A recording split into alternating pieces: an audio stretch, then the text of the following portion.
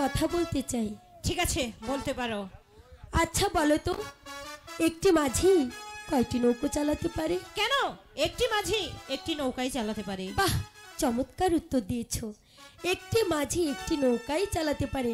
আর একটি মাঝি যদি একটি নৌকায় চালাতে পারে, তাহলে তুমি আমার মাঝি নিয়ে কেন টানাটানি করতে আসছো বোন? শোনো, এখানে না একটি নয়, দুটি নয়, শত শত মাঝি আছে।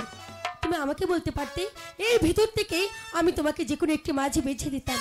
অন্যের মাঝি নিয়ে কখনো টানাটানি করতে আসবে না, কথাটা মনে রাখবে।